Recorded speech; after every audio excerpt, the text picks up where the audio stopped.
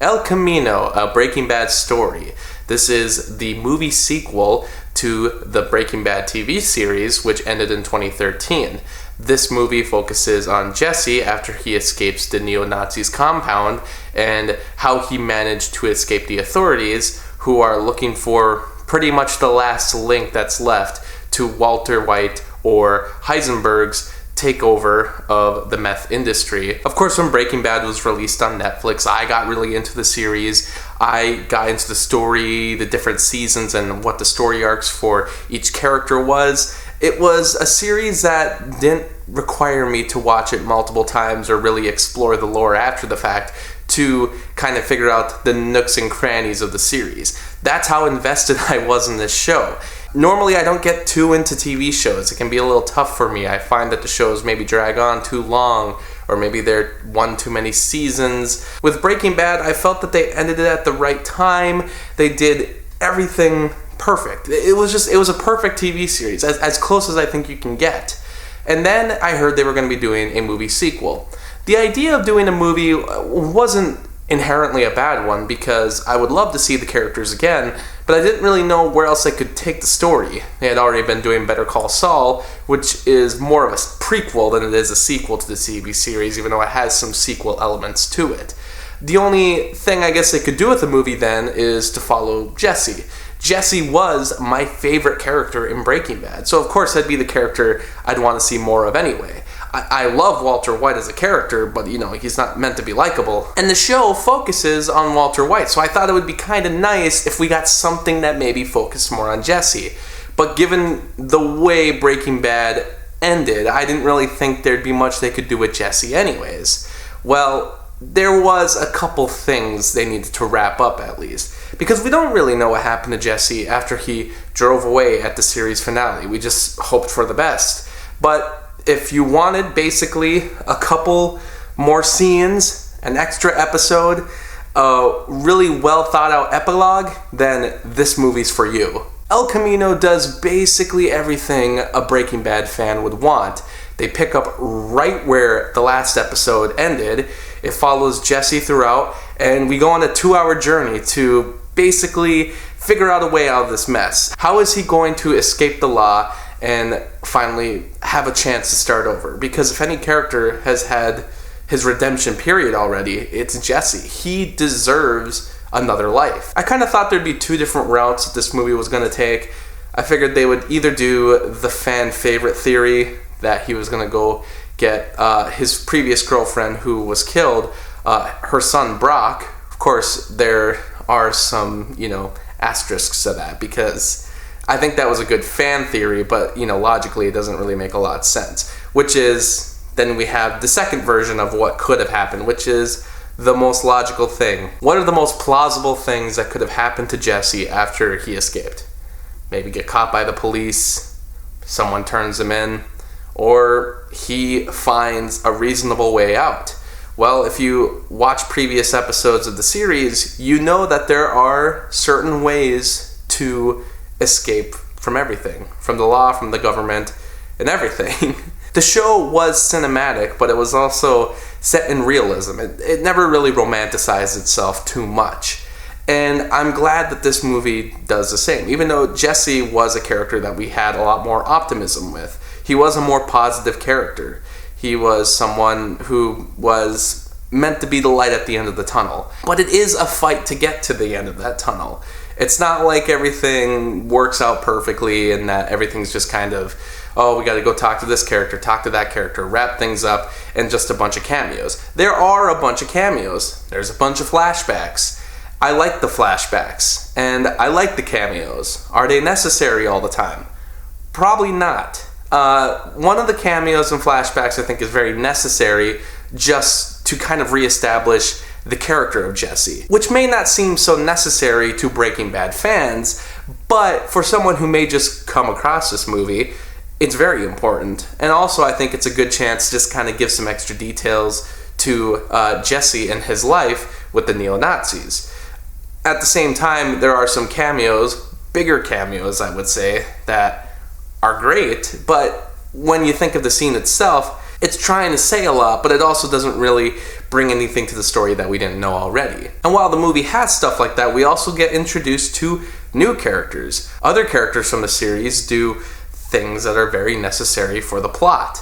And some of the new characters we're introduced to may seem like a forced villain at times, but I think it really works because, let's face it, even when Walter White wrapped everything up at the end of season 5, at times it felt like, well, there has to be more people that know what's going on. I mean, there has to be somebody down the line who's connected in some way that might have information still on this meth industry, on Jesse himself, and they kind of go into that. And I don't feel like it's forced at all. In fact, it adds a lot of intensity to the show in a lot of the ways that the episodes did. This does feel like a longer episode of the show, which I guess it depends on who you are. Do you want to see something that's just an extended episode, or do you want to see something that's more cinematic? I think you get both, but I do kind of question if a non-fan of the series would enjoy it, or enjoy it as much. I don't think they'll enjoy it as much at all, because there's just certain characters that you kind of need to know about beforehand to get the full enjoyment out of it. There's certain flashbacks that I think are more effective if you've seen the entire show. But at the same time, there is a lot of really great cinematic qualities to this movie. A lot of great moments of tension, just good writing in general, and just a good atmosphere that make it for a valuable movie-going experience. I think for people who are just fans of, crime thrillers, I think they'd enjoy something like this. Have you seen movies like The Fugitive, for instance? If you enjoy a movie like that, I think you'd really enjoy this movie.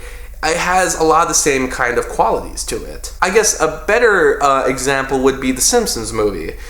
I feel like if you watch The Simpsons show, you might like some of the subtler references that are in The Simpsons movie. You might get a better idea of those characters, and it might mean a lot more to you when, for instance, Marge finally gives up on Homer at one point. But at the same time, I saw the Simpsons movie before I really knew anything about the TV show. And I love the movie, and I still do. It's one of the funniest movies ever.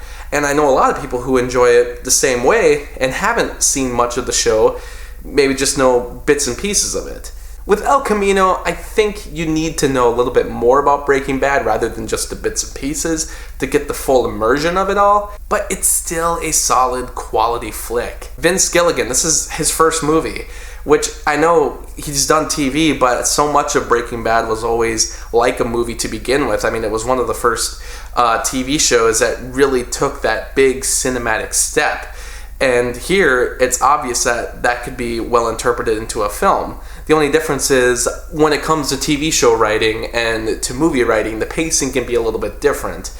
I don't know what people will think about the pacing of this movie. For me, I loved it because I think it nailed down a lot of the important story beats within 2 hours. But also, it wasn't a large enough story that it felt like it needed to be more episodes. This wasn't a necessary movie. We didn't really need to see what happened to Jesse after the fact. But at the same time, it's really cool that instead of this just being, a DVD special feature thrown on the disc last second, like an extra 20 minutes or something to just show, hey, this is what happened, as if it's like a deleted scene. Instead, they decided to take a moment to be like, hey, we're going to give Aaron Paul full reign to be his character for the next 2 hours, and to go down some trails that we hadn't really gone down before, to see new characters, to have some more intense moments before we see what actually happens to him after Felina. And for that, I enjoy it, because Aaron Paul is a great actor. Like I said, he was my favorite character on the show, and Aaron Paul delivered an amazing performance that was only overshadowed because Bryan Cranston was just as good as Walter White. He's the one that got all the praise. It's kind of nice that we're getting some focus on Aaron Paul now. There's also some other cameos in there. I don't really want to spoil them for fans of the series, but there's an extended cameo in the movie that I wouldn't even call a cameo. I would actually call it a main character. His role in the show was more of a cameo, actually, and this actor has a pretty wide career, and sadly, it's going to be his last performance, actually. But he delivers some material that's just as good as what he's ever done. And I don't know if this movie is going to be up for any kind of awards recognition at all. I don't really know how that works as far as Netflix premiering the movie. I know this movie premiered before Netflix, so hopefully it can go up for some award nominations, because Aaron Paul deserves it, and this other kind of secret actor in the movie also deserves some recognition. It's also nice that, yeah, it's filmed in a different aspect ratio. It is kind of a bigger budget for a movie than what a normal episode of the TV series got. But it doesn't feel completely different. It doesn't have a different look, a different tone, a different pacing even. It feels like it fits perfectly with the other episodes. It really does feel like this is a real quick final episode. Like a sixth season. Like a real quick look at what happened to Jesse Pinkman. I'm sure there's going to be some Breaking Bad purists out there who maybe won't like it because they felt that the series ended so perfectly already, and that this movie probably isn't as good as Felina.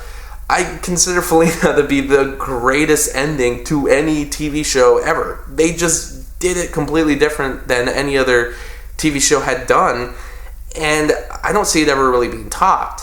So to make kind of a sequel to that, it's tough. I mean, but any sequel is tough. You have to applaud the great work they did with the writing, with the returning roles, with the flashbacks, finding the way to make everything work and not feel like just a bunch of fan service. So for that, I have to give El Camino a 4 out of 5 stars. As a Breaking Bad fan, I loved it.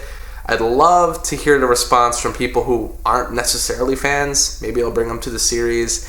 Maybe they'll just like it as a movie on its own. I wish I could see it that way, just to see if it still works just as good. I want to believe that it does, because the way this plot is set up, it has some really good moments in it. So let me know your thoughts on El Camino. I'm sure to give it another watch in the future.